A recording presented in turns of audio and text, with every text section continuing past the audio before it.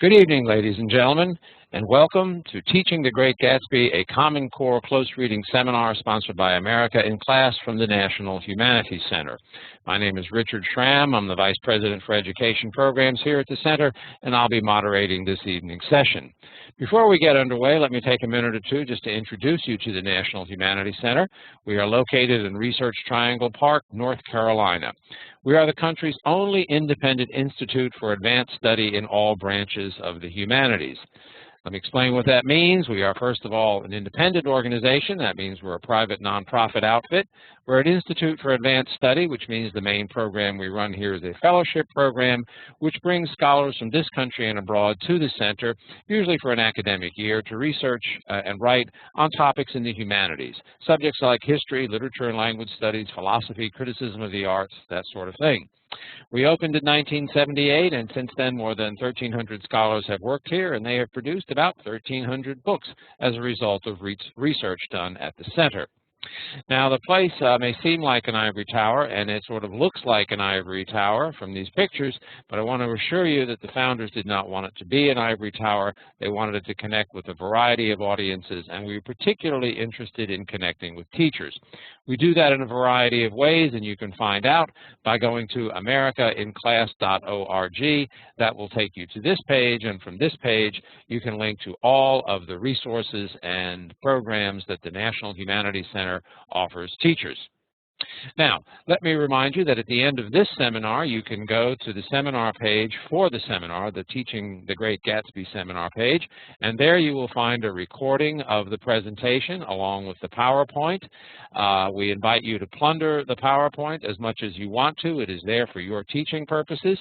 You will also find on this site a link to our evaluation. We ask you to please fill that evaluation out online and shoot it to us. It's very important to us. We pay attention, and we try to change the programs according to what you tell us. Once we receive that evaluation, we will send you an email letter certifying that you participated in the seminar, and you can take that letter to your local certifying authority to obtain whatever recertification credit your participation in the seminar warrants. Now, let me explain what we'll be doing this evening. Our professor, Sean McCann, will be making some remarks keyed to a presentation of slides. We will stop from time to time to examine some passages from The Great Gatsby. And you can participate in that. In fact, we desperately want you to participate in that through chat. And the way to chat, you put your cursor down at the lower part of your screen, the lower right-hand part of your screen. You see the area that I have bracketed off in green. Type your message, type your question or your comment, hit the send button to the right, and your message will appear in the larger chat box above. I will be following the chat all evening, and I will be bringing your comments and questions into the conversation at appropriate moments.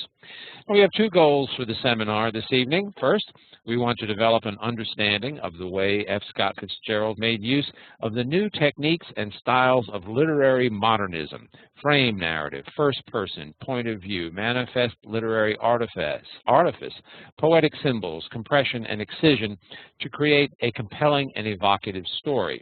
We also want to consider the ways F. Scott Fitzgerald used such techniques to create a rich and complex treatment of political and cultural issues about national identity, citizenship, and selfhood that were highly controversial in his day and remain so in ours. You had some awfully good questions on the seminar forum. How can we bring close reading strategies to an entire novel? How can we bring the context of the 1920s into our teaching of The Great Gatsby? How might I use The Great Gatsby in a U.S. history course? What is the relationship between Nick and Gatsby?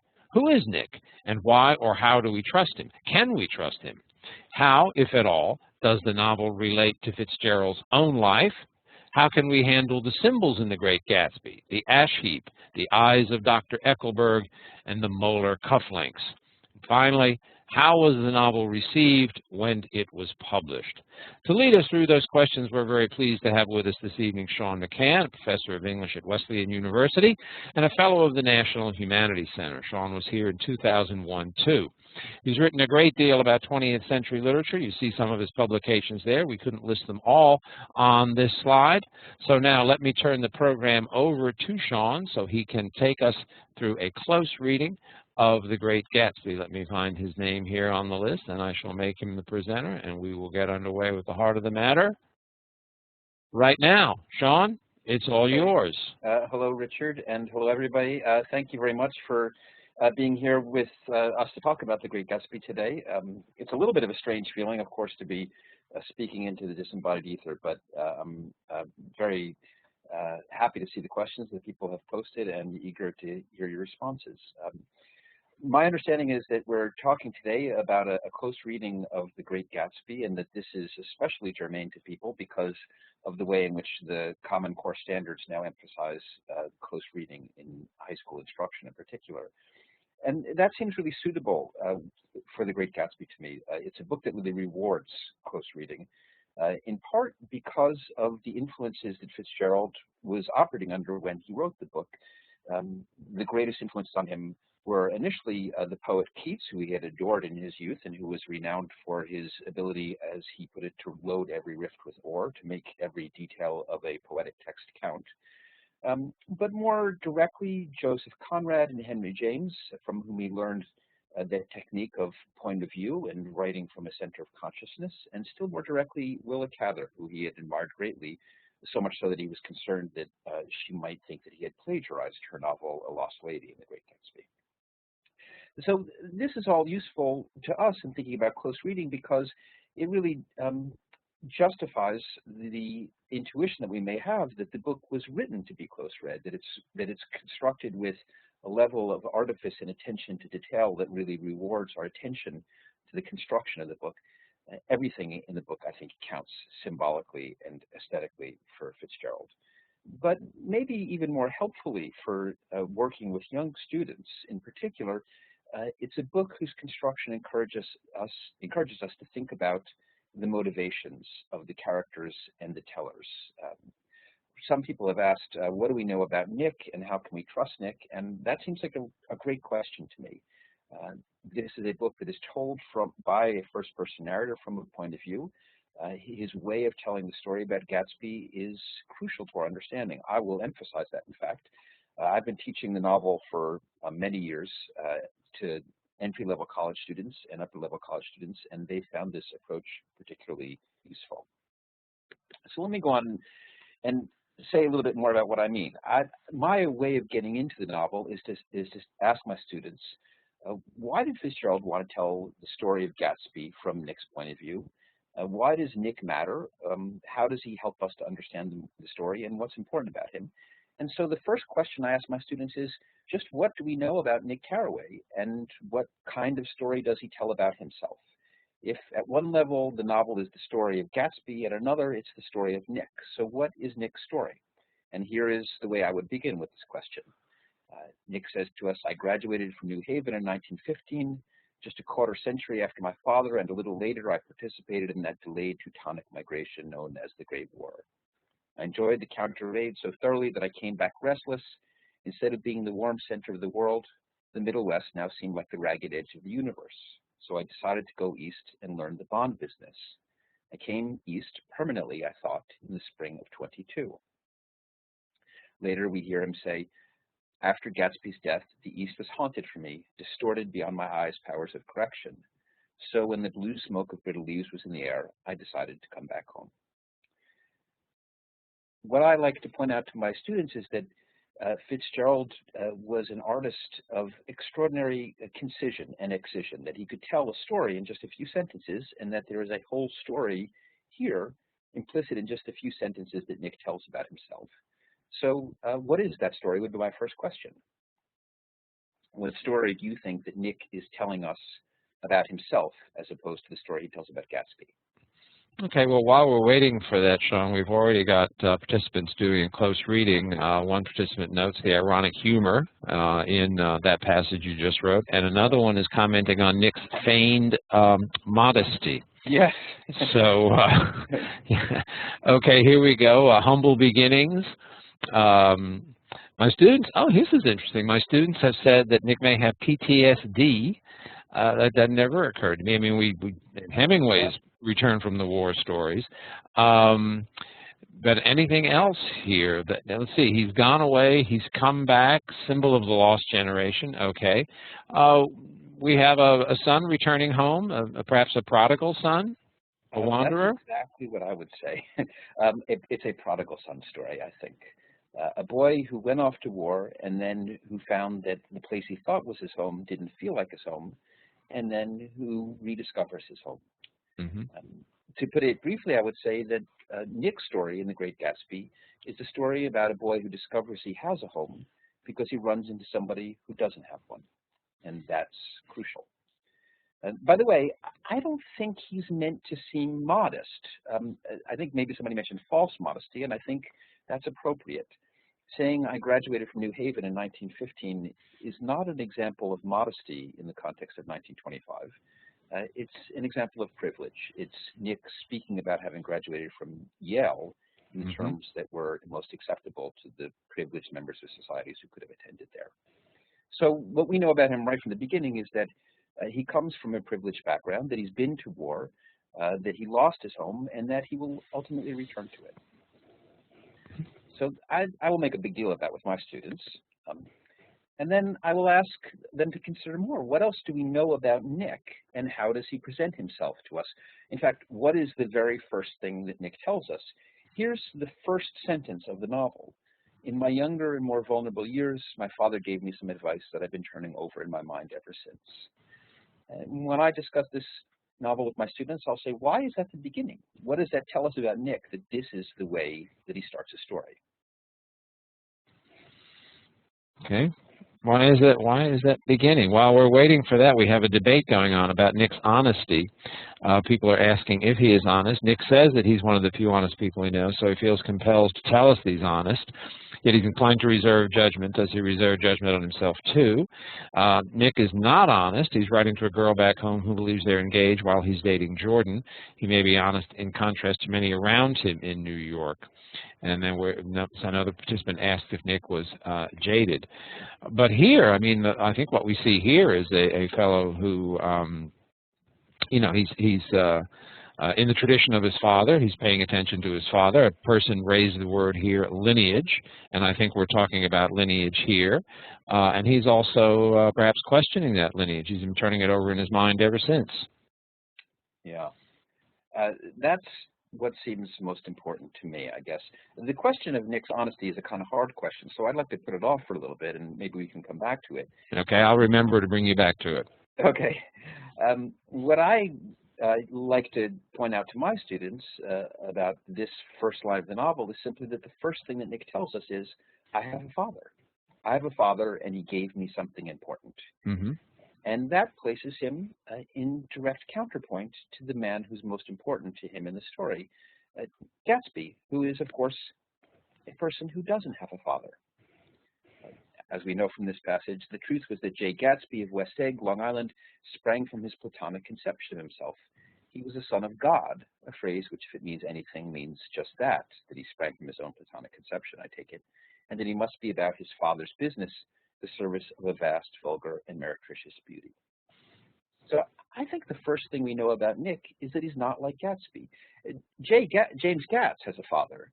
J. Gatsby, as an invented persona, is his own creation. He doesn't have a father. So immediately Nick is positioning himself as a counter to Gatsby, not just somebody who's telling him his story, but someone who is importantly unlike him in some way.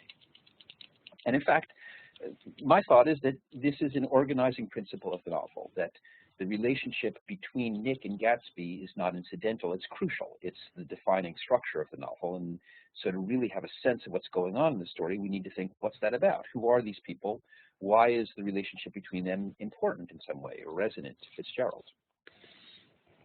So I'll ask my students to consider, what else do we know about Nick just from the opening passages of the novel? I think of the first 2 pages of the book as its overture, establishing the major themes of the symphony to follow. So what do we know from this overture? Here's what Nick first tells us. His father gave him advice. In my younger and more vulnerable years, my father gave me some advice that I've been turning over in my mind ever since. Whenever you feel like criticizing anyone, he told me, just remember that all the people in this world haven't had the advantages that you've had. And then Nick goes on to talk a little bit about his history and about how this advice has brought him into contact with some tiresome bores that he met in his dorm room. And then he concludes the overture by saying, "Reserving judgments is a matter of infinite hope.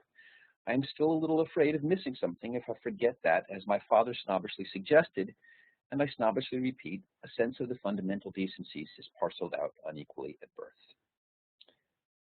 So this seems to be like an occasion that rewards close reading.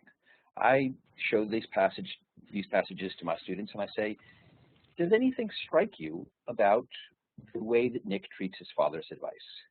What has happened to his father's advice between Nick's first iteration of it and then his repetition of it?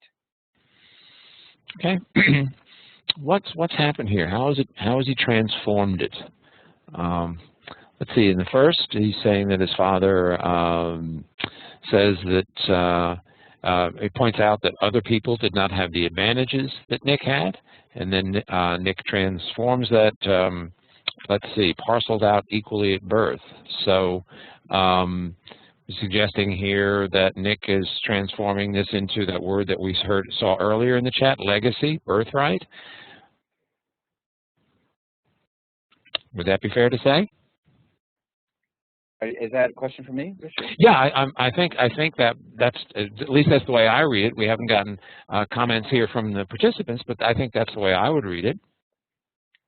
Yeah, this is exactly my thought. I find it very striking that Nick apparently changes what his father has said to him.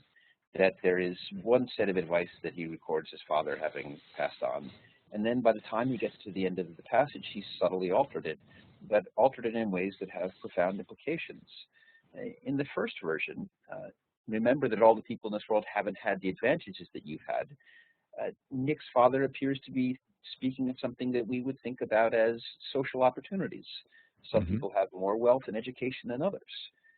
But in the second version, as my father snobbishly suggested, and I snobbishly repeat, a sense of the fundamental decencies is parceled out unequally at birth, he appears to be talking about something quite different, about something like genetic differences in people's capacities. So the difference for me, is the difference between the social opportunity and nature, about people's different natures. And that's a rather striking transformation. It's possibly representative of a larger generational shift. That Nick is a young man of the 1920s. His father presumably would have been a young man at the turn of the century. And it's worth keeping in mind that over the course of the early 20th century, social mobility, as in our own recent past, declines rather precipitously, and attitudes around it shift. Nick speaks perhaps in a way that's not unusual for privileged people of his generation. He imagines, in effect, inherited differences in defining social position. Okay, we have some comments, some questions here. What does he mean by fundamental decencies?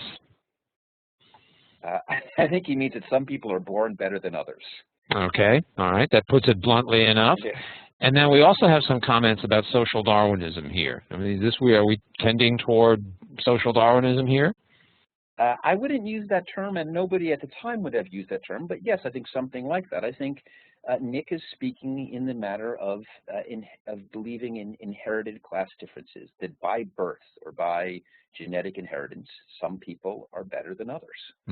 Another participant has labeled that essentialism. Is that a useful word here? I would say yes, essential. That's the essentialization of class.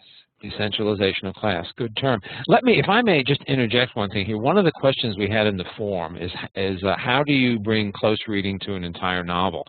And I would suggest, and Sean, jump in here. I would suggest that obviously you can't read an entire novel, even a shorter one like Great Gatsby.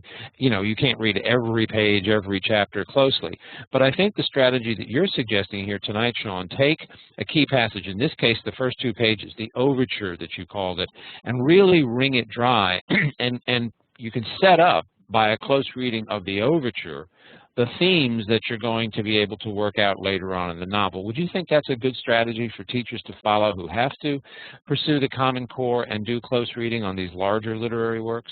I would, especially for this novel. I think especially a book of the sort that is so artfully designed, that a book like this really rewards that kind of attention. I tell my students that looking at beginnings and endings is always useful for thinking about the designing intention of a work of art. Yeah, but that's especially the case in The Great Gatsby, I think. Okay, so there's a tip for you. If you have to use close reading, which in the Common Core you do, take a look at beginnings, endings, take a look at the overtures, and try to wring them dry and set up themes that you'll be developing as you teach the entire work. Okay, shall we move ahead then? Yeah, let's go on. So my suggestion is not just that you look for big themes, but that you ask your students to see if they can see how they're related to the overall structure of the book, how it's put together as an overarching narrative. Of course, you can't close read every single passage, but you can think about the design of a book as a whole and the stories that it tells and the way it puts those stories together. So my suggestion to you is that The Great Gatsby is a good way of bringing this approach to your students' attention because it is so artfully designed to present Nick and Gatsby in counterpoint. Nick tells the story, but their relations are crucial. So I will ask my students, what's this about, and how does Nick see Gatsby? How does he understand the difference between them? And I will begin by, or I'll continue by, say, looking at this passage, also from the overture, in my view. And let me pick up in the second paragraph here and look at Nick's description and I will ask my students, what does this mean? What is Nick saying? If personality is an unbroken series of successful gestures, then there was something gorgeous about him, some heightened sensitivity to the promises of life, as if he were related to one of those intricate machines that register earthquakes 10,000 miles away. So what does that mean exactly? It's beautiful, of course. Fitzgerald's a writer of extraordinary lyrical power. But what does it mean to say, if personality is an unbroken series of successful gestures? Actually, the first thing I'll ask my students is, what kind of sentence is that? What do we know about that sentence just from the fact that it begins with the word if? And then I'll ask, what is the proposition that Fitzgerald is making here, or that Nick is making here? How is he describing Gatsby? Okay. That's a good close reading strategy, focusing on sentence structure. So what sort of sentence do we have here? If personality, okay, any takers on that? Well, when you start if, you got a conditional, right? I mean, That's exactly if then. All right. It's a conditional, which when I discuss with my students, I will say, well, of course, if it's a conditional, that leaves open the possibility that the condition is not met. In other words, this leaves open the option that personality is not an unbroken series of successful gestures, that there's some other way of thinking about personality. Gatsby represents one way of thinking about personality, but perhaps there is another that is less directly represented. So in that case, what is it about Gatsby? What version of personality does it represent? What is the theory of personality, or the idea about personality, expressed in the idea that it's an unbroken series of successful gestures?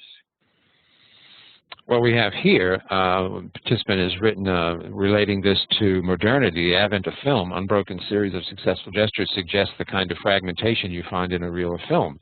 Also suggests a kind of, it sounds like acting, there we go, sounds like acting, sounds very, superficial. There's no essential quality there. It's a series of surface gestures. It's something that you can assume, like acting. It's all persona, as another participant says. I think that's exactly right. I think Nick is saying Gatsby is a beautiful performance. When I talk about this with my students, I say this is the Madonna theory of personality, that you can change your clothes, change your makeup, change your behavior, and you'll be a different person.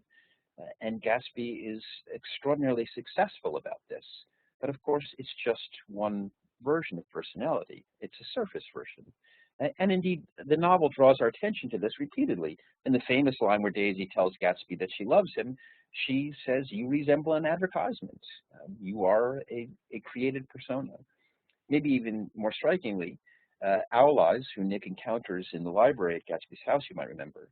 Owl Eyes, who is also from the world of East Egg and who has an appreciation, like Nick, for Gatsby's performance, describes him as a Belasco, that is, as a theatrical entrepreneur who is renowned for his realistic effects.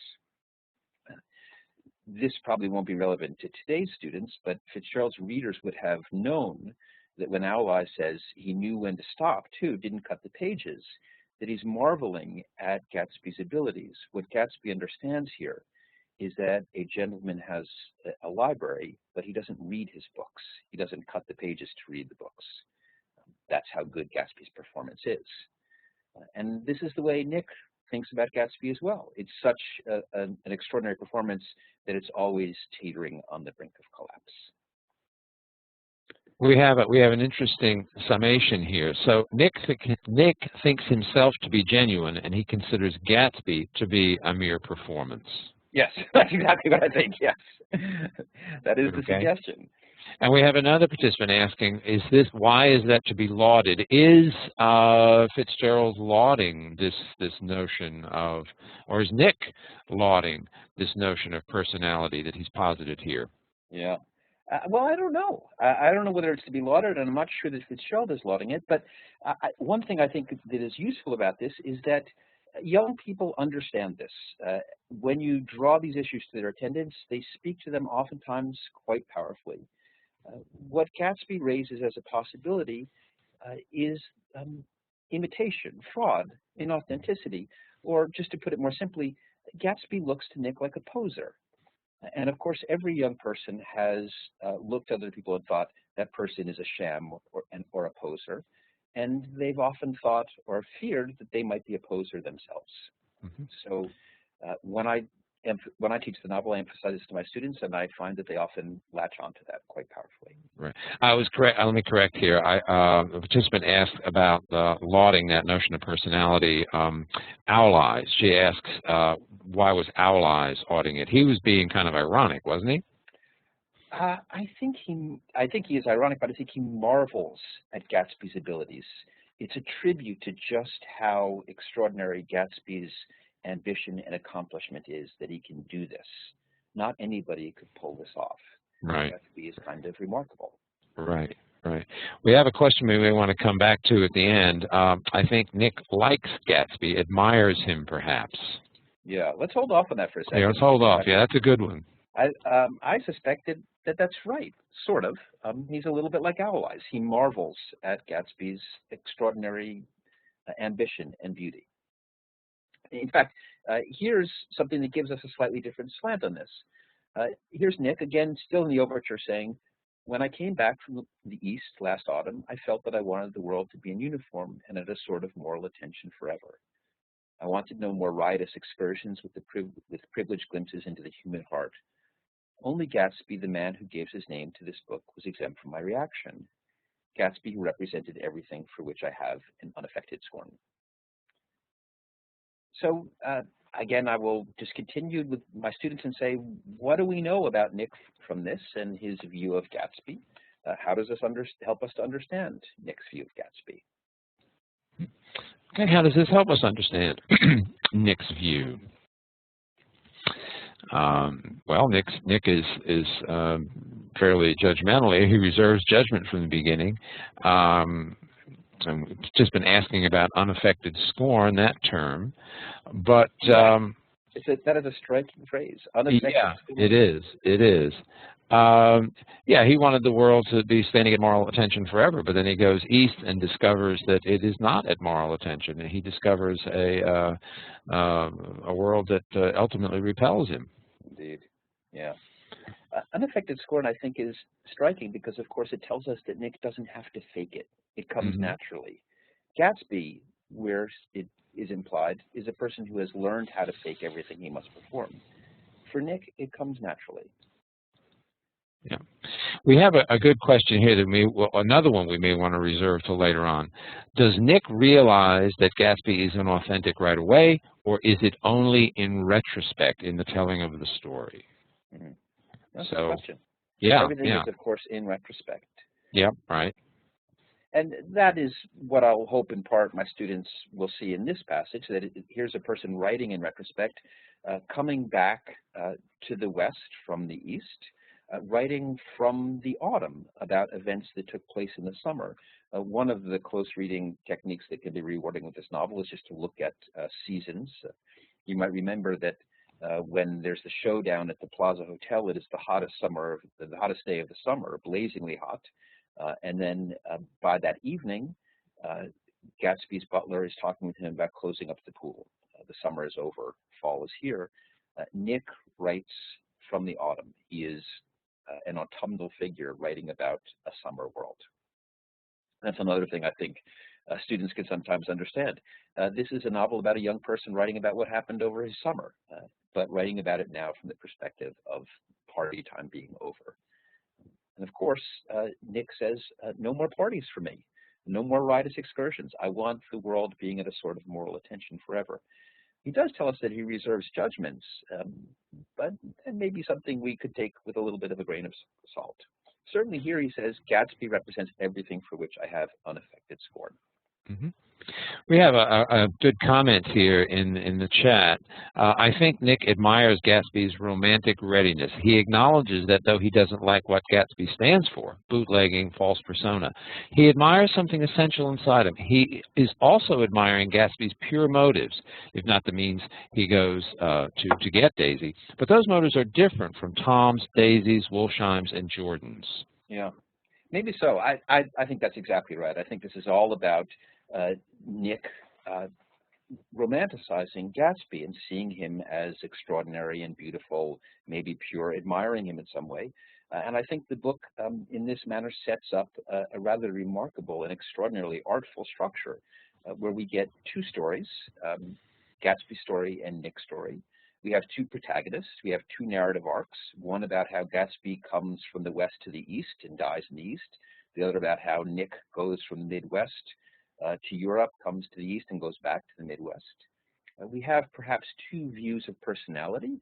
Gatsby's version of personality is performance, Nick's perhaps alternative, maybe even two versions of artistry. Gatsby is a performer, Nick is a writer.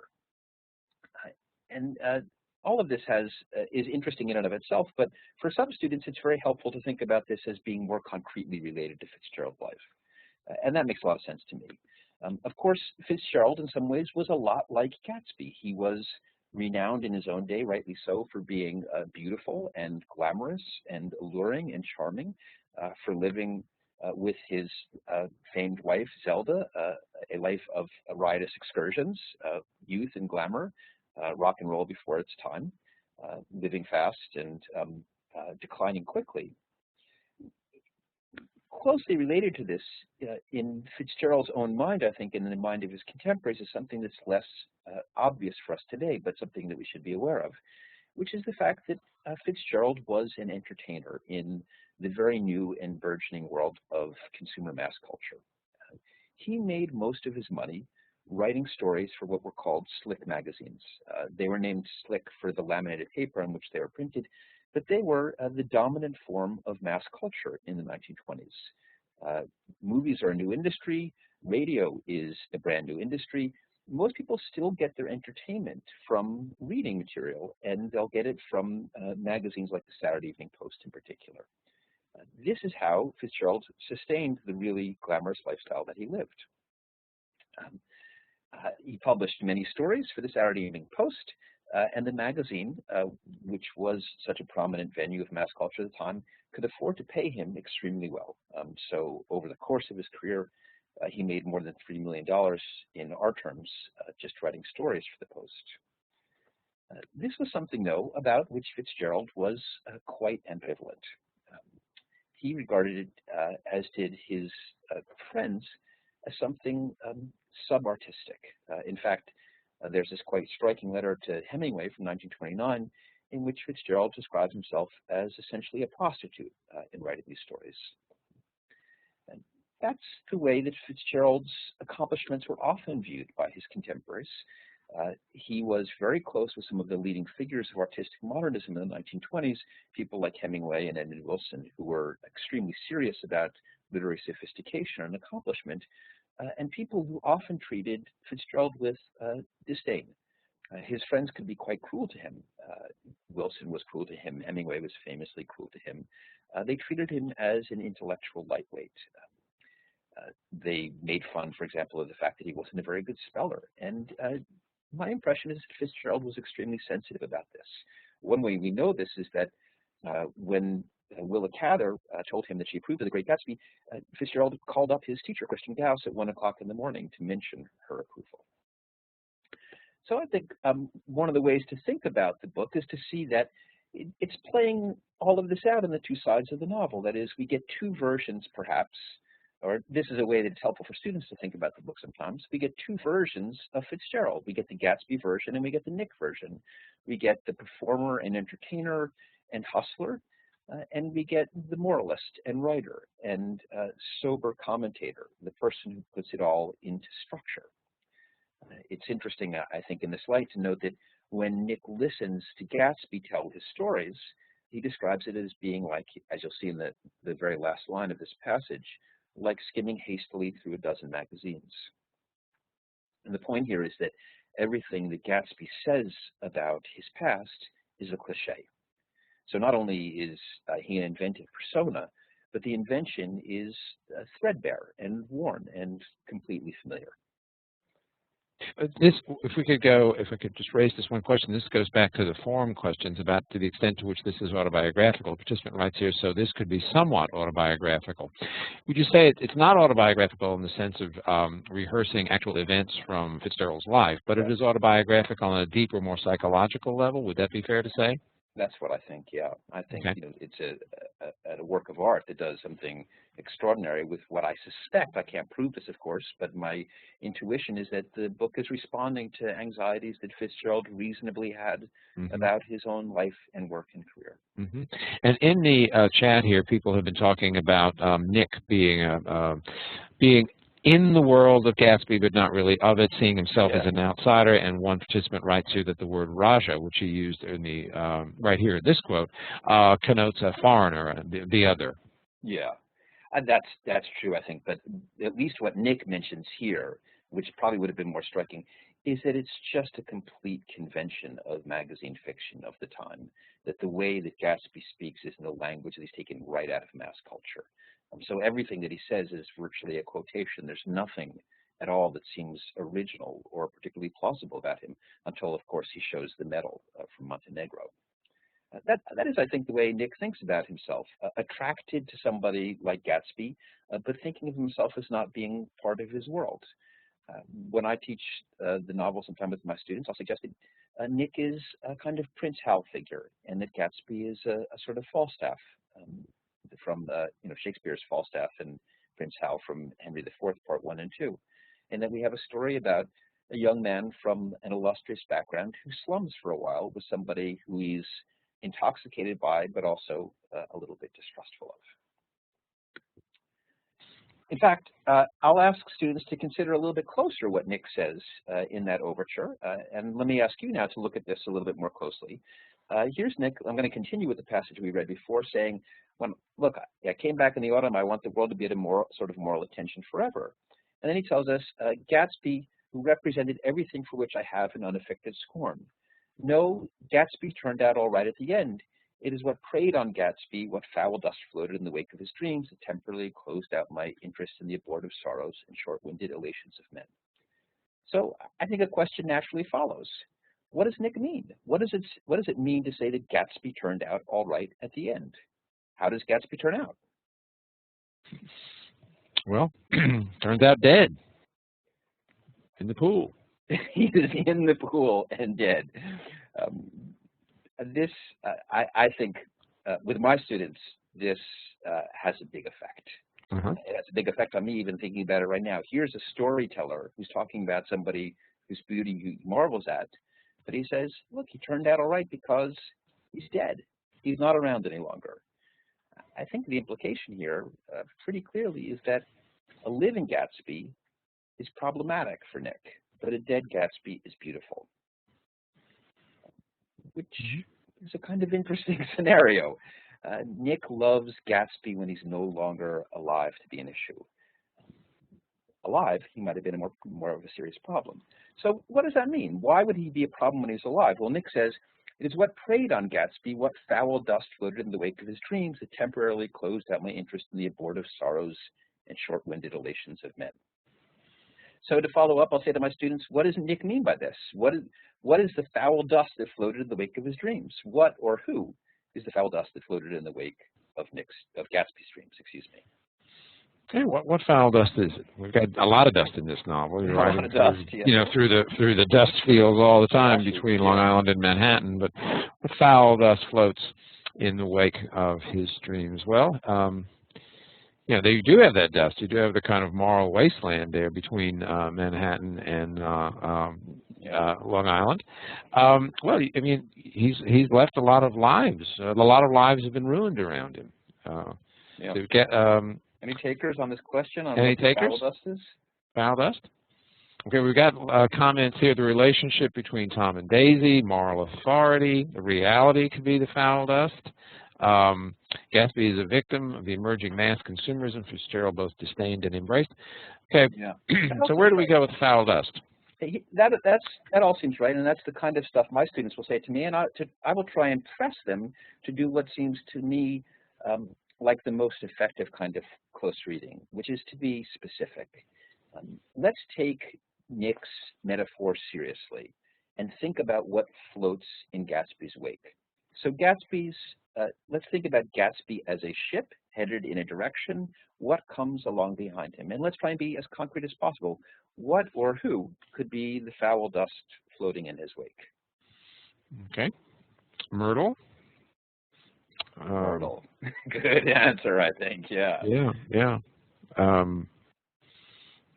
What? Any takers on that? Greed. Okay. Greed's an abstraction, though, I think. Yeah.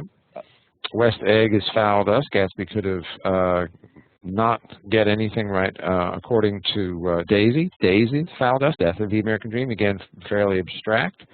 Mr. Wilson. Okay. The party life of the 1920s. Yeah. This all seems headed in the right direction to me.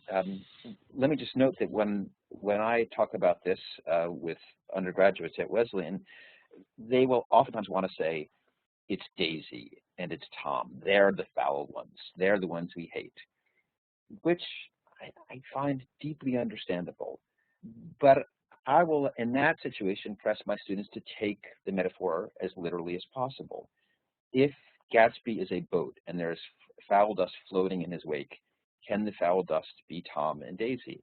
And I think the answer is no, because Gatsby is headed toward Daisy and Tom is where Daisy is. So the foul dust has got to be something that's coming along behind Gatsby toward Tom and Daisy. Another way to put this would be to say, the foul dust is what can come along with Gatsby if he gets access to Daisy. He wants Daisy. What else can become possible if he can get Daisy?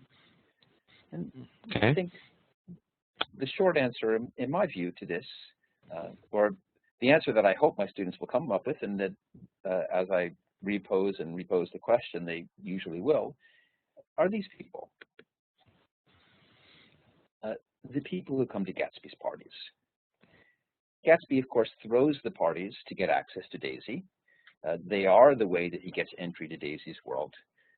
In order to have entry to Daisy's world, he's got to throw these parties, which means he's got to have people at the party.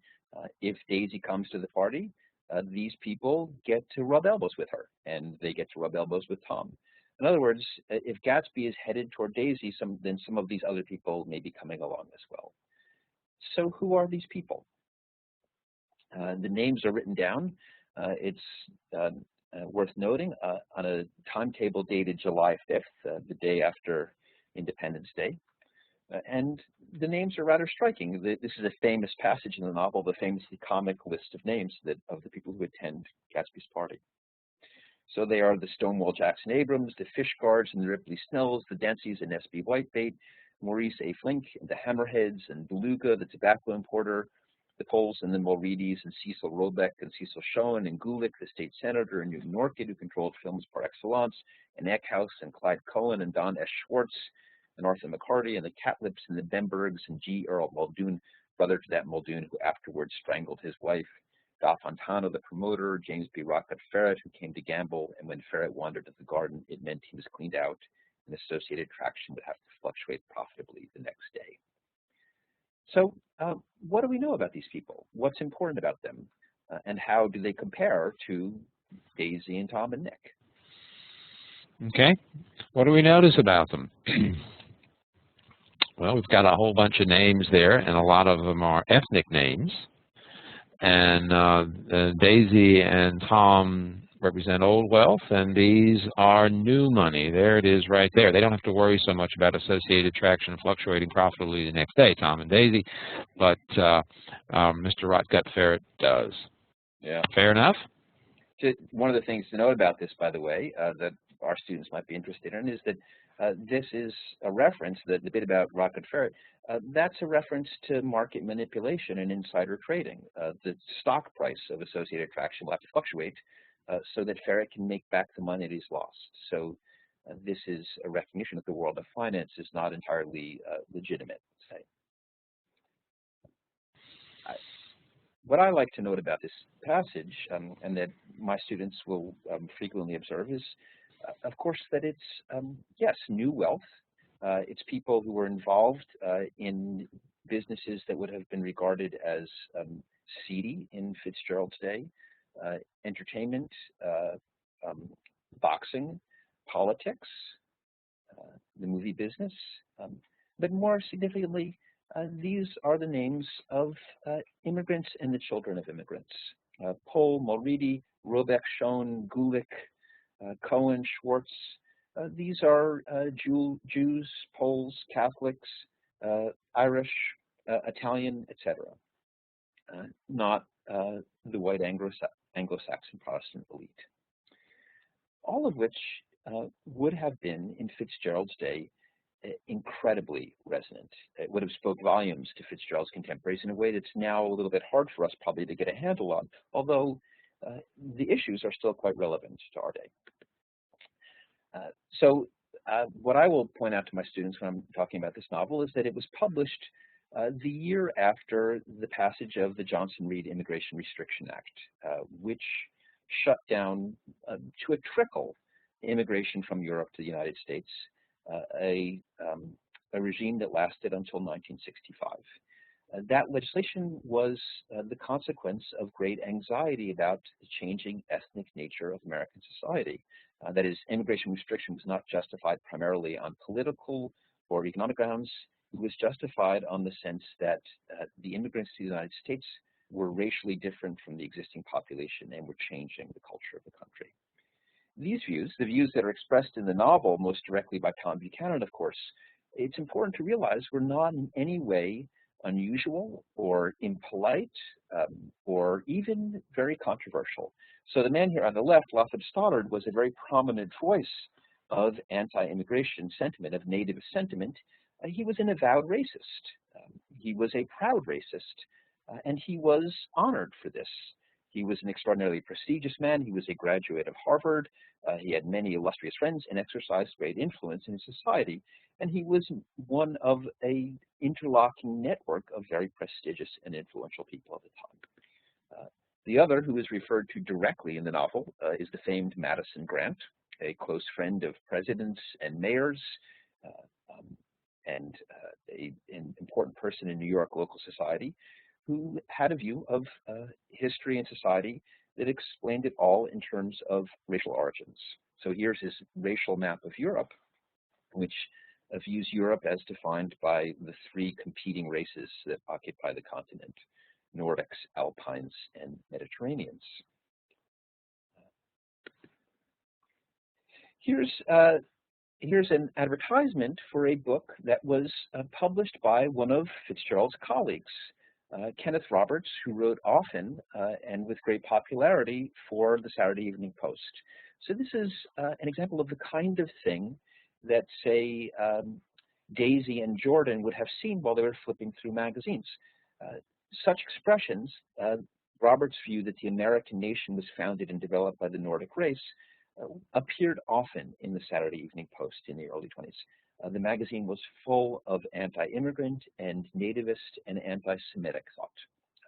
These ideas were in no way controversial or unpopular or impolite at the time, and really anti-Semitism did not become intolerable in popular expression in the United States until after World War II. During the 1920s, it was prominent and politically influential. It was responsible for the passage of the Immigration Restriction Act in good part. If I could interject here, we have some discussion in the chat as to whether or not Fitzgerald himself believed these racist views. Yeah, some participants have pointed out that he puts these views in the mouth of Tom Buchanan, who's clearly a buffoon, clearly an unsympathetic character. Yeah. And yet another participant has pointed out that if you read Fitzgerald's letters to his daughter, he expresses some of these same ideas. So what do we have here? Is Fitzgerald endorsing these views, or is he criticizing them? Yeah. Well, it's hard to say. Yes, the views are put in Tom Buchanan's mouth, who is the least appealing person in the book, of course, and the buffoon. What's the difference between Nick and Tom, though? That's worth thinking about, I think. But let's come back to that if we could. And let me just note that, as another participant pointed out, that Fitzgerald, at least on some occasions, expressed these views directly himself. So in 1921, he wrote to Edmund Wilson about the continent of Europe and the Negroid streak creeping northward to defile the Nordic race. In the same letter, though, he also acknowledges that these reactions are Philistine and that they are racially snobbish. Just 2 years later, he would say that no one has a greater contempt than I have for the recent hysteria about the Nordic theory. So my suspicion is that he has divided feelings about these things, maybe not entirely resolved or certain feelings about these things, as perhaps he doesn't have about his own career and his own work. The effect of these views, though, it's worth noting, was profound. Just a small example of this, the Ku Klux Klan in the 1920s is a mass popular organization. It was able in 1928, when its role was already declining, to organize an enormous march down Pennsylvania Avenue in Washington, D.C. And you'll see here that the Klansmen do not need to cover their faces. You could be a proud Klansman in the United States in 1928. The views of such people were important in creating bringing about the passage of the Immigration Restriction Act. Here's Calvin Coolidge signing the act. And what's important about this act is not simply that it drastically limits immigration, but that it does so in the name of maintaining the cultural identity of the existing United States. As Lothrop Stoddard pointed out, the cardinal point in our immigration policy should be to allow no further diminution of the North European element in America's racial makeup. It's explicitly a racial policy, in other words. And it has dramatic effects. So the year after the initial immigration restriction was passed, legal U.S. residents of foreign origin declined drastically. And the ethnic makeup of the United States changes quite drastically as a result of this legislation. So I think this is a relevant context for understanding The Great Gatsby. Some people asked, how can we think about this novel in the context of the 1920s? I think this is a good way. That Fitzgerald is, like his contemporaries, concerned with the way American society is changing socially, economically, but also ethnically or racially and culturally, and that's at the core of this book. In fact, one way to think about the book, I suggest to my students, is to ask yourself a kind of hypothetical question, do a thought experiment, to think, well, what if you were a nativist? What if you were Lothrop Stoddard, and you wanted to defend what you thought of as the racial character of American society? What if you were racially snobbish? And let's say in 1924, you were successful in getting immigration restriction legislation passed. You celebrate that night, and the next day you wake up and think, oh, now I've got a new problem. So what's the problem that you have if you are a nativist who has passed immigration restriction legislation? Okay. Any takers for this question? If you're a nativist, racially snobbish, and you have just passed immigration legislation, what are you concerned about the next day? I would think, like today, you're concerned about the people who are here. I mean, you've just, immigration is restricted, but you've got a lot of folks here. Yeah. I think that's exactly so. In our vocabulary today, people talk about anchor babies. What was talked about in the 1920s were the nondescript. So Lothar Stoddard, here he is in 1927, that is 3 years after immigration restriction is passed, and saying, oh, wow, I don't have to just worry about foreign-born aliens. I've got to worry about the people who are here. That is, the people who can pass for American, but who are not racially actually American in the way that Stoddard believed that he himself was. In other words, the children of immigrants, nondescripts, and nothing in particular. They are American citizens, but not American, Stoddard says. This is, of course, the view of Tom Buchanan. Here's the way that Tom Buchanan puts it quite directly in the climactic scene of the novel at the plaza. Here's Tom Buchanan saying, this is what the story is about for me. I suppose the latest thing is to sit back and let Mr. Nobody from Nowhere make love to your wife. And here's the thing about Gatsby. He's nondescript. He does not have a history, a past, a family by which to be identified. And Tom automatically understands this in terms of miscegenation. And as people point out, Tom is the thug in this book. But one way to think about the book is to think, what's the difference between Tom and Nick on this score? Now, remember, Nick has said, Gatsby turns out all right in the end. That is, he turns out dead. Is there an important difference between Tom and Nick on this point? I think that's a good close reading question for students to consider, and I will ask my students to consider that. What difference do you see between Tom and Nick? And what differences do we see between Tom and Nick? People have mentioned, Sean, in the chat that Nick does express some of these views. In one scene, he sees a black chauffeur, I think. Right. And then, yeah, right here. Okay. So Nick is not completely innocent of these views. I think my thought is maybe not so innocent at all. Yeah. The way that I talk about the book with my students sometime, or the hypothetical ad that I ask them to consider, is that Tom is the bad cop and Nick is the good cop. There's no great difference in their view of things, perhaps, but Tom is a thug and Nick isn't. Nick is sensitive. Tom's a bully. But when it comes to it, of course, Nick does not refuse to shake Tom's hand. And one kind of close reading question that I will ask my students to consider is what differently Nick might have done in response to Tom. At the end of the book, knowing what Nick knows about Tom, what might he have done differently than to shake Tom's hand? What might he have done differently here? He might have, in light of what's happened in the last events of the novel. Well, he certainly could have walked away from him and not shaken his hand. He could have walked away from him, yeah. Yeah. And here, okay. Let's see. We've gotten a reported Tom to the police. There we go. Reported Tom to the police. Tom is, I think, legally probably an accessory to murder. Certainly morally, he's an accessory to murder. He knowingly pointed Wilson in the direction of Gatsby with clear knowledge of what was going to happen. In our world, he probably could have been prosecuted for murder. It doesn't ever seem to cross Nick's mind that Tom is a murderer, but he is.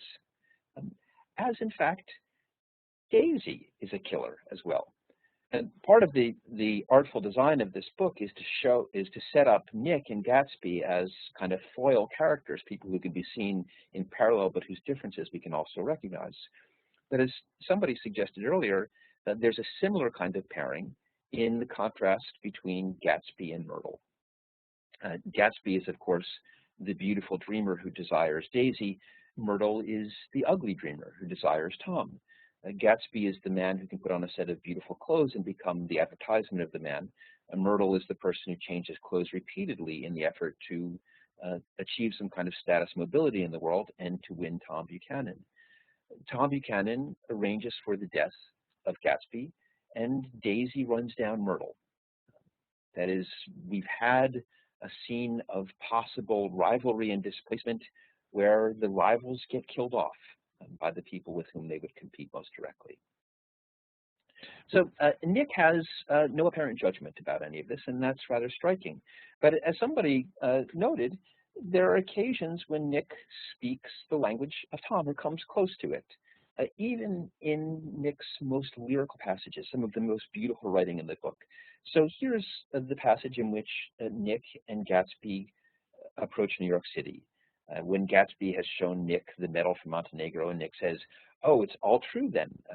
Despite the fact that everything about you seems a sham and an invention and a stereotype, it all must be true." And at that moment, Nick has a vision of New York City.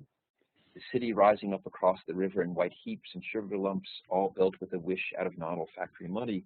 The city seen from the Queensboro Bridge is always the city seen for the first time, in its first wild promise of all the mystery and beauty in the world. A dead man passed us in a hearse heaped with blooms, followed by 2 carriages. The friends looked out at us with the tragic eyes and short upper lips of southeastern Europe. As we crossed Blackwell's Island, a limousine passed us driven by a white chauffeur in which sat 3 modish Negroes, 2 bucks and a girl. I laughed aloud as the yolks of their eyeballs rolled toward us in haughty rivalry. Anything can happen now that we've slid over this bridge, I thought. Anything at all. Even Gatsby could happen without any particular wonder. So when I discuss the book with my students, I will ask them what is important about this passage, what they might note about this passage. Okay, what might they know? What might your students note if you were doing a close reading of the passage? What would you hope they would point out? Okay. Well, you've bucks, the way he uses the word bucks, right? And then related to that, the way he disdains the African Americans in the car, and then his notice of the tragic eyes and short upper lips of southeastern Europe. I mean, he's noticing the ethnicity of these people. And they're slipping into New York, and even in the 1920s, Manhattan is often called an island off the coast of New York because it's not really part of America in some people's views, and I think we see that reflected here. Yeah. Anything can happen. That's still true about New York. That is still true about New York City. I don't think that the view that people had about New York City in the 1920s is terribly different from the view that people have of it today. Yeah. The idea of it being an exciting, exuberant place where all sorts of things can occur, where people can pursue their desires, and as a multi-ethnic cultural stew off the coast of America, that idea is already present in the 1920s, probably more intensely so in the 1920s even than today. And of course, this is where Gatsby is possible. This is where Nick thinks, okay, then Gatsby can happen as you're passing into New York. And this is, of course, also where there can be some rivalry between Nick and some African Americans, and where he encounters, of course, examples of an immigrant community. The thing about this passage, too, I think that is especially striking is that Nick doesn't look like Tom here, although he expresses the same kind of sentiments as Tom. As here, he's kind of amused. He laughs aloud. So perhaps in the same way that he can marvel at the beauty of Gatsby, so long as Gatsby is a person that he can look back in memory, he can remember some enjoyment in the riotous excursions of encountering multi-ethnic New York. So we have a question here. So Gatsby's goal is to try to be Gatsby outside of New York City. When he leaves New York, where he can consort with the gangsters without being noticed, but then he goes to the Hamptons or the Eggs. Is that his downfall? Yeah, I think the downfall is Tom. Gatsby wants Daisy. It's all about Daisy. Of course, people sometimes say it's about the shirts, but it's not about the shirts. The shirts are just to get Daisy. Right. Gatsby wants Daisy, and Tom is there to say no, just as Myrtle wants Tom, and Daisy is effectively there to say no. And of course, there's something deeply beautiful about that desire and alluring, even for someone like Nick. But it's most alluring for Nick when it can't be realized, when Nick, as an insider, can appreciate his world because there's an outsider who's desperate to get into it. So, but there would be one big, you asked earlier about the difference between Tom and Nick, and I think one big difference here is that Nick is reflecting back on his experience and writing about it and analyzing it for us and for himself. Tom, I don't think, would be the kind of guy who would ever do that. Right. So does Nick learn anything? Can we say that Nick has learned something from this? Yeah, I would say so. I would say that Nick learns that he's got a home. Mm-hmm. In fact, what I'll suggest to my students about this novel is that it does indeed place Nick and Gatsby in counterpoint. In fact, it even suggests that Nick has a kind of interest in Gatsby both living and then being dead. That Nick is ultimately Gatsby's antagonist, perhaps, as well as chronicler. But what does Nick get from Gatsby? All through the book, I'll mention to my students that they are placed in a kind of comparison to each other. Of course, Gatsby famously has the green light to which he aspires. Nick has something much grander, the fresh green breast of the new world. Here's that passage where that's described, and we can see almost literally the fact that Nick describes himself as comparable to, but displacing Gatsby. I went over and looked at that huge, incoherent failure of a house once more. On the white steps, an obscene word scrawled by some boy with a piece of brick stood out clearly in the moonlight, and I erased it. Then I wandered down to the beach and sprawled out on the sand. And as the moon rose higher, the inessential houses began to melt away, until gradually I became aware of the old island here that flowered once from Dutch sailors' eyes, a fresh green breast of the new world. Its vanished trees, the trees that had made way for Gatsby's house, had once pandered in whispers to the last and greatest of all human dreams. So here's Nick having the capacity imaginatively to wipe away Gatsby's house to get back to a deeper origin, maybe even a national origin, I think is the suggestion. That Nick is discovering his American roots by seeing that Gatsby doesn't have them, and by recognizing the ephemerality of the things that Gatsby stands for. As I say, I think this kind of runs all the way through the novel. So you may have noted earlier the famous passage in which Gatsby first kisses Daisy. And I like to mention to my students that this passage was used maybe about a decade or so ago for a Calvin Klein perfume commercial, an advertisement for eternity. There was a voiceover where the speaker reads this passage over a glamorous black and white beach scene. Here's Gatsby coming to kiss Daisy. His heart beat faster as Daisy's white face came up to his own. This is, of course, relevant. One of the things that's frequently mentioned about Daisy is that she is white. That his heart beat faster as Daisy's white face came up to his own. He knew that when he kissed this girl and forever wed his unutterable visions to her perishable breath, his mind would never romp again like the mind of God. But his lips' touch, she blossomed for him like a flower, and the incarnation was complete.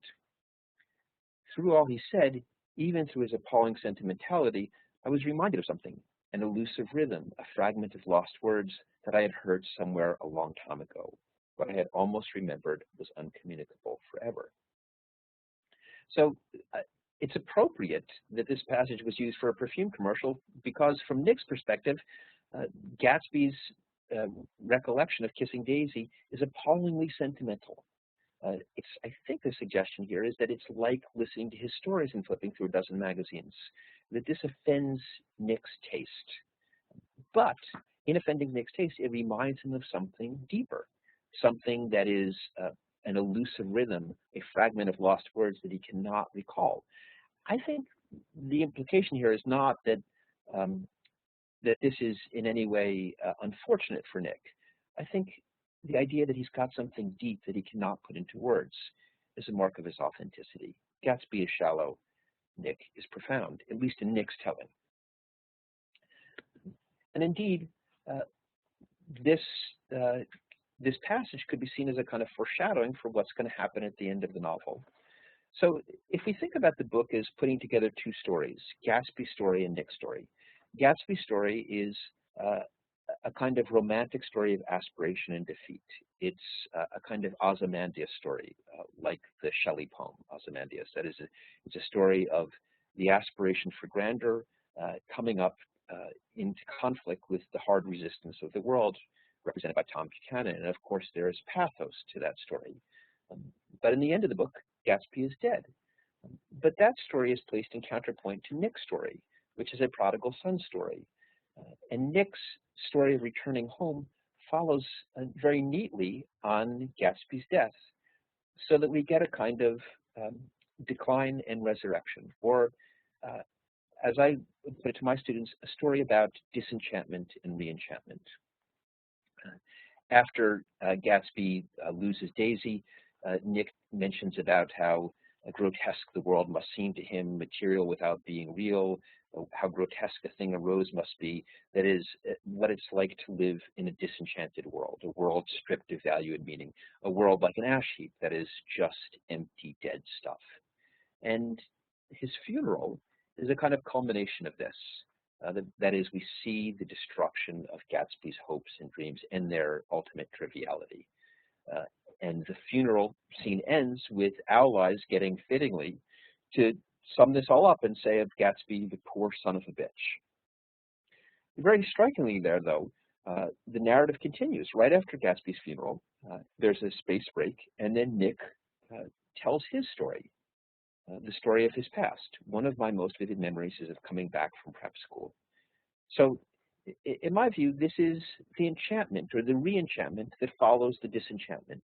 Is after the sorrow of Gatsby's story, we get the lyrical conclusion of Nick's story. And that story is an alternative to Gatsby's, not about aspiring to a great future, but about having a deep past. One of my most vivid memories is of coming back west from prep school. When we pulled out into the winter night in the real snow, our snow began to stretch out beside us. A sharp, wild breeze came suddenly into the air.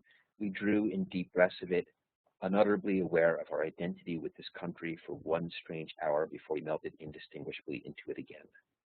I am a part of that, a little solemn with the feel of those long winters, a little complacent from growing up in the Carraway house in a city where dwellings are still called for decades by a family's name.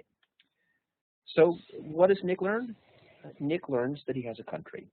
He meets a man who doesn't have one and realizes, oh, I do. He meets a man who doesn't have a family and a father, and he realizes, oh, I do have a family and a father. I have a place I belong, a tradition that I come from, etc. Mm-hmm. We have a question here, a very good one. If this is a prodigal son story, and there's a lot appealing about that idea, how do you reconcile the fact that we don't see Nick's home in the story, or his family, or his father's reaction to Nick's return home? The irresponsibility of Nick is an interesting parallel to the prodigal son story. So is this memory here about the only thing we see of Nick's home? I think, yes, I think this memory is the only thing we see of Nick's home. And my thought is that this is part of Fitzgerald's extraordinary artistry, that among the techniques that he masters is the techniques of excision and compression, so that he doesn't need to tell us the entirety of the story. He can create the same effect, that is the effect of a lost son returning to his origins, by just giving us Nick's memory, not actually having to deal with the problem of real people. And this is, of course, convenient for Nick. Nick may prefer the lyrical abstraction of memory to the problems of actual people. Mm-hmm. So one thing that students will often say to me, well, Tom is a thug and Nick is a poet, so does it make sense to think about them as having similar kinds of views? And what I'll sometimes suggest when I'm discussing this with my students is that every strong theory of cultural identity, there's every strong theory of cultural identity that emphasizes that people have valuable inheritances as a result of their birth, of their genetics in some fashion, their race, their ethnicity, what have you. Every really strong version of that theory has sticks and carrots. The carrot is the beauty of your tradition, the value that you get by belonging to something. Mm-hmm. The carrot is what you have here with Nick, that is coming from a home and a family. Mm-hmm. But strong versions of theories of cultural identity also need sticks. That is, they need people who say, you have to be true to your tradition. And by the way, don't marry somebody who isn't part of your group. Right. Don't get involved with somebody who isn't. Strong versions of cultural identity need thugs and poets. They need good cops and bad cops. Mm-hmm. Tom is the bad cop. Nick is the poet. How does Fitzgerald feel about all this? I don't know. I think it's not entirely clear. It may be that that in fact he wants us to recognize that in Fitzgerald's attraction, or excuse me, in Nick's attraction to his sense of belonging and insider status, there's something to be dubious about. We have a question here. It seems contradictory to me that after all this, Nick would be so accepting of embracing the past. So then I come back. What has he learned here? He's learned that he has a home, but he's just come back. He doesn't appear to have changed his views on race. His time in New York has not made him more tolerant. So he retreats to the West retreating to the West, retreating to his old racial views as well?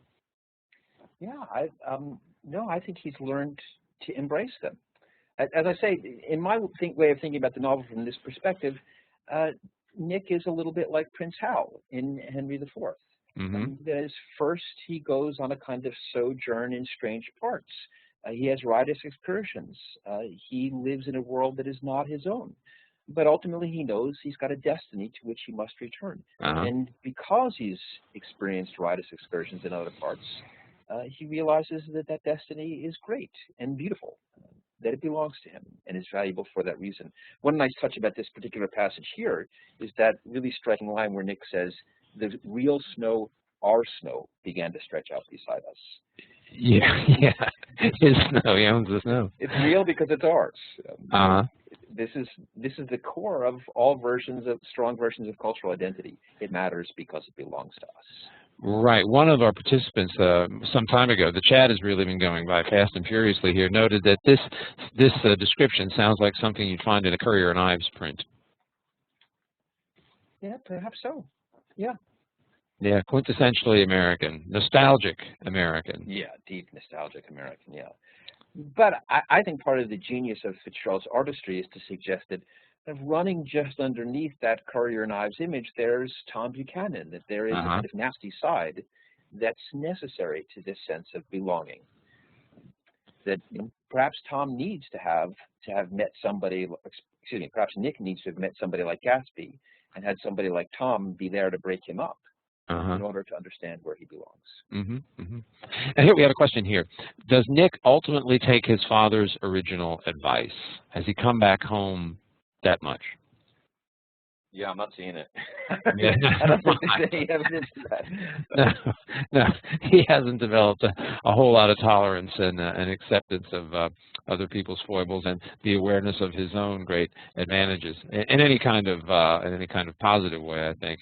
I think one thing that's helpful about thinking about this is that tolerance as a kind of cultural value doesn't really come into wide prominence in the United States until after World War II. And it's really World War II that makes tolerance such an appealing value. There would have been nothing surprising about people being proudly intolerant in the 1920s. There would be nothing to apologize for in Nick being intolerant. That can look like a kind of fidelity or a moral seriousness.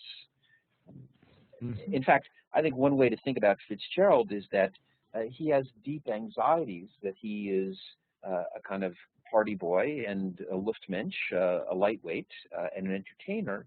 And then one way he responds to this is thinking of a kind of bigotry as moral seriousness, intolerance as representing a kind of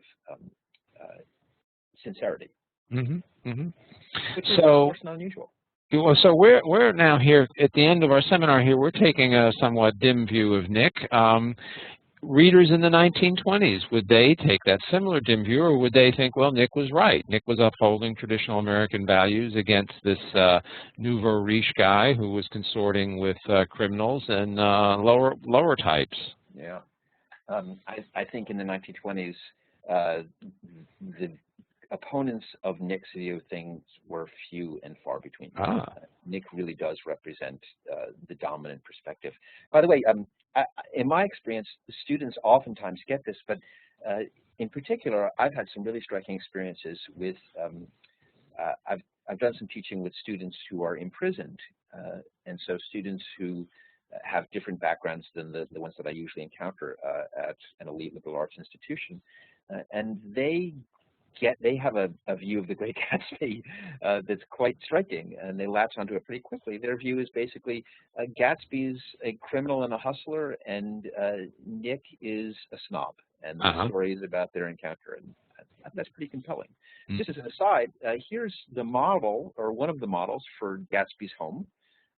It was the very grand house of Otto Kahn, a financier, not incidentally perhaps a Jewish financier. The second biggest private home ever constructed in the United States. It was built on an artificial hill so as to overlook Cold Spring Harbor, and just coincidentally, probably, but it's a nice coincidence, at the time, the Cold Spring Harbor Laboratory was being run by Charles B. Davenport, a biologist who was the leading figure in American eugenics, and who in that role presented evidence to Congress justifying immigration restriction. So almost literally, Otto Kahn's house is overlooking the world of Charles B. Davenport. If we think about Gatsby and his vast, vulgar, and meretricious beauty, and Nick being next door to it and looking a little bit smaller, but maybe more authentic in his own view, this is not terribly different from what you've got in the meeting between Otto Kahn and Charles Davenport. Right. Point of clarification here. This isn't the second largest house ever built. It's the second largest one built at that moment in America. Is that right? No, I think it still is the second largest. Yes.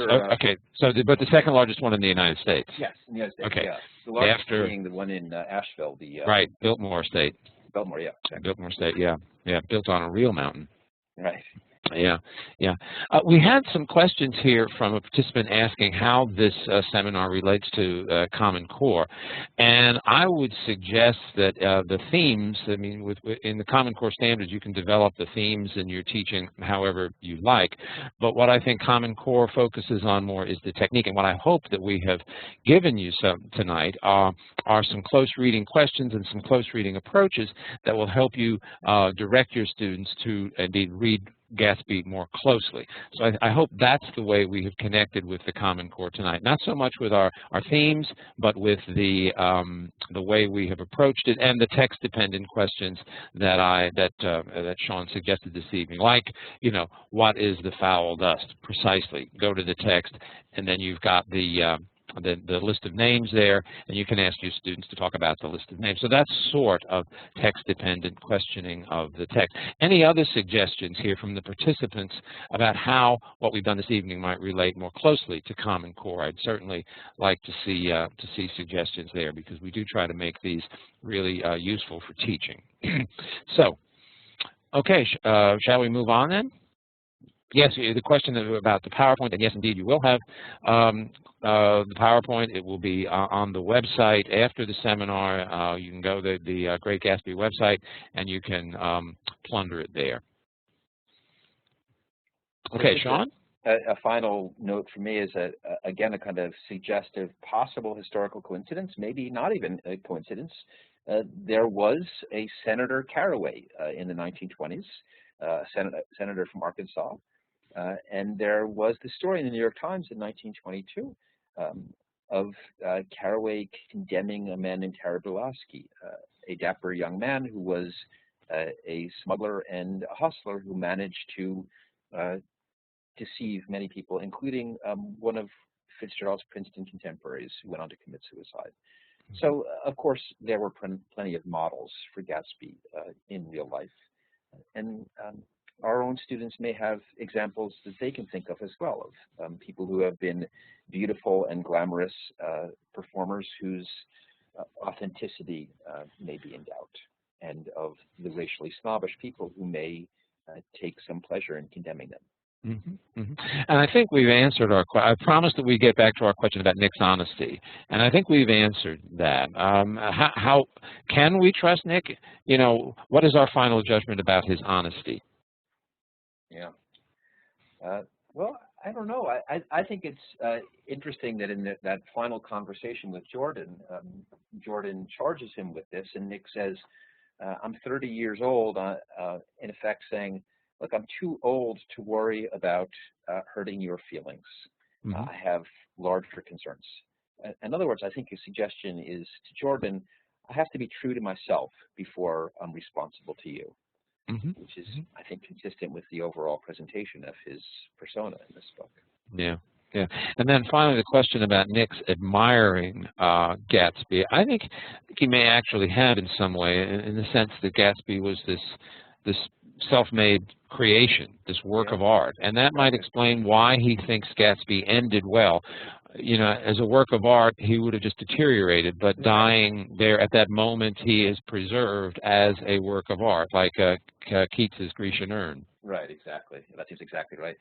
And of course, and that's a completely compelling way to look at it, but another and related way would be to say, what better testimony is there to your own specialness that somebody would organize their entire life out of a desperate and ultimately failed effort to join your world? Yeah. Of course. Yeah. Of course Nick appreciates Gatsby, because Gatsby wants to be Nick and is not finally able to be successful at it. Yeah. Yeah. Okay, ladies and gentlemen, have we addressed all of your questions? We have a few more minutes here. If there are any other questions you want to pose, we can address them now. Anything coming in over the chat here? Any questions? Any final shots? Okay. Well, I don't see any coming in, so then let's move along. Let's see. We have some things here. We've talked about some wonderful ideas and questions, but I feel like in our classrooms we ought to address Wilson and his fate, not overlook what drives him to murder-suicide. Yeah. Would you say a few words about Wilson, Sean, so that we can discuss that? Oh, yeah. Well, I think in the view of Nick, Wilson is a kind of sad and pathetic figure who's driven, as everybody in this book is, by the love that they cannot help but feel. I think from Fitzgerald's perspective, or from Nick's perspective, everybody has a great passion in their life to which they're dedicated. And Wilson is among these people. It's sad. But Wilson is, of course, also a product of the Valley of Ashes, and the Valley of Ashes is, like the rest of the world of metropolitan New York in this novel, a world of moral dubiousness and ethnic multiplicity. Yeah, yeah. And what about the relationship between Nick and Mr. McKee? Oh, that is a riotous excursion. So there is a party scene, and things are confusing, including sexually confusing. Fitzgerald returns to this kind of stuff all the time. You know, in the world of New York City and of partying and of alcohol, strange and disturbing things can happen that set a kind of sidelight on the main stories. So, of course, there is a profoundly erotic, but I think non-sexual romance between Nick and Gatsby. He is in there to suggest the possible alternative. Yeah, and we have a participant who notes that Wilson is a defeated Nordic. And so let's see, and then we got some new thoughts here. Thank you for the comment of the racialized attitude of America in the 1920s. I think many of us teach this in connection with the concept of the American dream, and Nick's essentialism complicates and interrogates and problematizes, I can talk, it as it should. Thanks so much for a great seminar. One other, we did have a question in the form about the symbols, the molar, the eyes. Can you say a few words about those before we wrap things up, Sean? I guess I would say from my perspective that this is part of Fitzgerald's extraordinary artistry, and it shows him importing the techniques of romantic and modernist poetry into the novel in a way that really would have struck his contemporaries. That one reason he's able to write such a short novel, and by the terms of conventional novels, The Great Gatsby is extraordinarily short, is that he's able to make use of techniques of representation that he's gotten from romantic and modernist poetry. Symbols, in particular, highly resonant, compressed images that can serve to elucidate much larger themes. So the green light and the Valley of Ashes particularly, I would say about the Valley of the Ashes that this is a direct import from T.S. Eliot, The Wasteland. And the implication is that the modern world has been stripped of its cultural richness and tradition, that it's been debased by industrial development and commercialism. That's the world in which Gatsby can flourish, of course. Right, and Nick's views and T.S. Eliot's views on these racial matters would be pretty much one and the same. Very similar, I think, yes. Yeah. So it's not surprising he's borrowing from Eliot. Well, ladies and gentlemen, I want to thank you. Let me urge you to continue to use the forum. If you have other questions or comments to make, please put them in the forum. We'll monitor the forum till March 26th, which means that we'll be responding to your comments and questions up through that time. Please check americainclass.org for our upcoming seminars. We'll soon be posting our fall schedule for 2013. I think we've got a lot of good seminars coming up that you should be interested in. If you're interested in the 1920s, our next seminar, Thursday night, is on the consumer economy of the 1920s, not any relevant topic tonight. And then later on this month, on the 14th, we're going to be looking at the 20s again when we take up the causes of the Great Depression. So there's still some room in those seminars. Sean, I want to thank you for giving us a great seminar. I learned a great deal, and I appreciate it. Thank you very much. Thank you. And I want to thank all of our participants for their enthusiastic and intelligent participation this evening. I couldn't keep up with the chat. Tried to do my best to bring it all in, but it was really good and interesting, and I hope I was able to do justice to your comments and questions. Ladies and gentlemen, thank you. I hope you'll join us again soon for another seminar. In the meantime, good evening.